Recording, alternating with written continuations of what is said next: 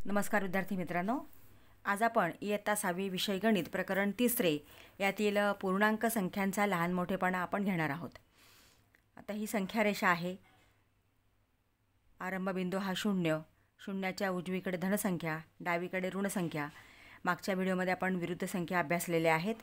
आता इथं संख्यांचा लहान मोठेपणा म्हणजे नेमकं काय ते आपण घेणार आहोत। आता संख्या रेषेवरती कोणतीही तुम्ही संख्या घेतली तर त्या संख्येमध्ये 1 मिळवला की त्याच्या लगतची उजवी संख्या आपल्याला मिळते। म्हणजे इथं 1, एकामध्ये 1 मिळवला 2, म्हणजे याच्या उजवीकडे ही संख्या आहे। 2मध्ये 1 मिळवला 3, 3मध्ये 1 मिळवला 4, म्हणजे कोणत्याही संख्येमध्ये तुम्ही 1 मिळवला की त्या संख्येच्या उजवीकडची संख्या आपल्याला मिळत असते। किंवा इथं बघा तुम्ही ऋण 5, आता इथं आपण धन 4 घेतले बघा, धन 4 अधिक 1। आता आपण पूर्णांक संख्यांची बेरीज शिकलो आहोत। इथं समान चिन्ह आहे। 4 हा ऋण आहे, 4 हा ऋण आहे आणि 1 हा धन आहे, म्हणजे भिन्न चिन्ह आहेत। भिन्न चिन्ह असतील तर आपण काय करतो, त्या संख्यांची वजाबाकी करतो। मग 4मधनं 1 गेले 3 आणि मोठ्या संख्येचं चिन्ह हे आपण घेतलेलं आहे। आता इथं ऋण 7 आणि धन 1 आहे, म्हणजे पुन्हा भिन्न चिन्ह आहेत। मग भिन्न चिन्ह असतील तर त्यांची वजाबाकी करायची। 7मधनं 1 गेले 6, मोठ्या संख्येचं चिन्ह ऋण 6, म्हणजे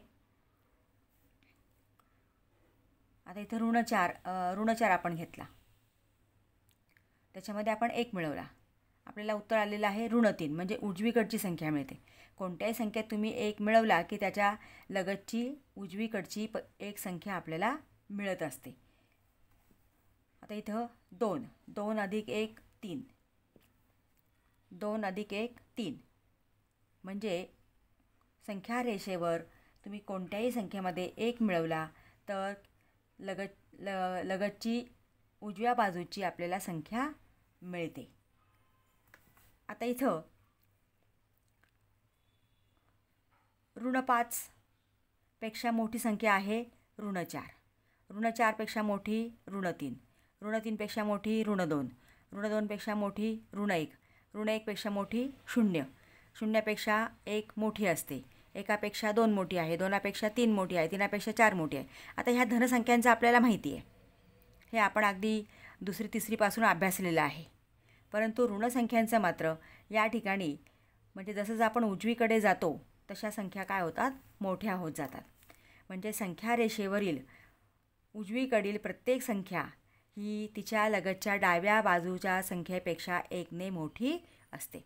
आता बघा ऋण 4मध्ये आपण 1ने मिळवला, म्हणजे 1ने ही मोठी आहे।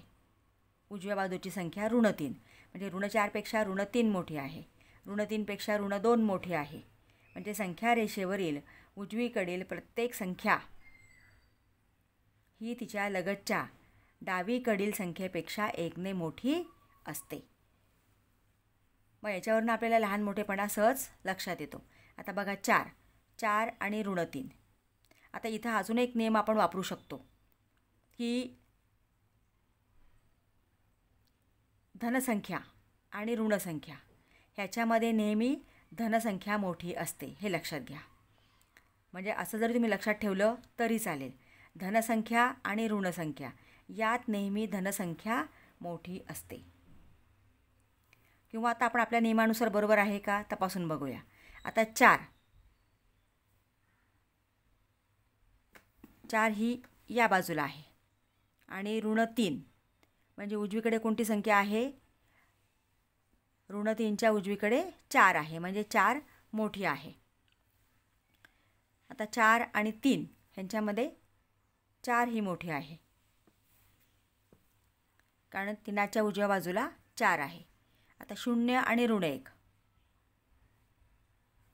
सगळ्या ऋणसंख्यांपेक्षा 0 हा नेहमी मोठा असतो। इथं दाखवले बघा, सगळ्या ऋणसंख्यांपेक्षा 0 मोठा असतो, म्हणून 0 आणि ऋणसंख्या असेल तर त्यात नेहमी 0 मोठा असतो। आता ऋण 5 आणि ऋण 2, आता ऋण 5 इथं आहे, ऋण 2 इथं आहे, म्हणजे ऋण 5च्या उजवीकडे ऋण 2 आहे, म्हणजे ऋण 2 ही मोठी आहे। जी संख्या उजवीकडे ती मोठी असते। आता मी तुम्हाला मगाशी सांगितलं की एक धन आणि एक ऋण असेल तर त्यात नेहमी धन मोठी असते। तेच तसंच उदाहरण इथं आहे बघा. ऋण 10 आणि 8 याच्यामध्ये 8 मोठी आहे. म्हणजे संख्या रेषेवरील उजवीकडील प्रत्येक संख्या ही तिच्या लगतच्या डावीकडील संख्येपेक्षा 1ने मोठी असते. यानुसार आपल्याला संख्यांचा लहान मोठेपणा ठरवता येतो. विद्यार्थी मित्रांनो, सराव संच 7 आपण आत्ता सोडवणार आहोत. सराव संच 7ला सुरुवात करण्यापूर्वी एक विनंती आहे की अजूनही तुम्ही चॅनलला नवीन असाल तर चॅनलला सबस्क्राईब केलं नसेल तर प्लीज चॅनलला सबस्क्राईब करा, बेल आयकॉन प्रेस करा, म्हणजे पुढचे व्हिडिओ तुम्हाला मी अपलोड केले की त्याचं नोटिफिकेशन्स तुम्हाला लगेच मिळेल. आणि आपल्या मित्रांनासुद्धा व्हिडिओ शेअर करा. तर बघूया आपण सराव संच 7. खालील चौकटीत पेक्षा मोठी पेक्षा लहान बरोबर यापैकी योग्य चिन्ह लिहा. आता ऋण 5, ऋण 4 आणि 5 संख्या आणि धनसंख्या. म्हणजे तर हा नियम वापरा की ऋणसंख्या आणि धनसंख्या असेल तर नेहमी धनसंख्या मोठी असते. आता इथं पण तसंच आहे बघा. 8 हा धन आहे, 10 हा ऋण आहे, म्हणजे 8 मोठी आहे. धन 9, धन 9 दोन्ही समान आहेत. ऋण 6 आणि 0 सगळ्या ऋणसंख्यांपेक्षा 0 ही संख्या मोठी असते.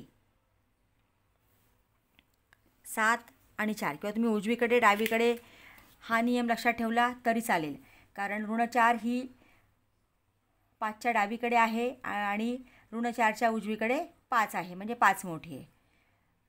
ऋण 8सुद्धा ही ऋण 10च्या उजवीकडे आहे. या दोन्ही समान आहेत. ऋण 6च्या उजवीकडे 0 आहे, म्हणून 0 मोठी आहे. आता 4च्या उजवीकडे 7 आहे, म्हणून 7 मोठी आहे. आता इथं 0च्या उजवीकडे 3 आहे, किंवा तुम्ही दुसरा नियम लक्षात ठेवू शकता की धनसंख्या आणि ऋण याच्यामध्ये नेहमी धनसंख्या मोठी असते. ऋण 7. आता 7 ही ऋण 7च्या उजवीकडे आहे, किंवा मी तुम्हाला एक नियम सांगितला आहे की धनसंख्या आणि ऋणसंख्या असेल, कोणतीही धनसंख्या आणि ऋणसंख्या असेल तर त्याच्यामध्ये लहान मोठेपणा ठरवताना नेहमी धनसंख्या ही मोठी असते. तसंच हे उदाहरण आहे बघा. ही ऋण आहे, ही धन आहे, म्हणजे धनसंख्या मोठी. आता ऋण 2 आणि ऋण 8. तर ऋण 8च्या उजवीकडे ऋण 2 आहे, म्हणजे ऋण 2 मोठी आहे. ऋण 1 आणि ऋण 2. ऋण 2च्या उजवीकडे ऋण 1 आहे, म्हणजे ऋण 1 मोठी आहे. आता ऋण 3च्या उजवीकडे 6 आहे, किंवा धनसंख्या आणि ऋणसंख्या याच्यामध्ये नेहमी धनसंख्या मोठी असते. ऋण 14 दोन्ही संख्या समान आहेत. अशा पद्धतीने आपण हा सराव संच 7 सोडवलेला आहे. थँक्यू.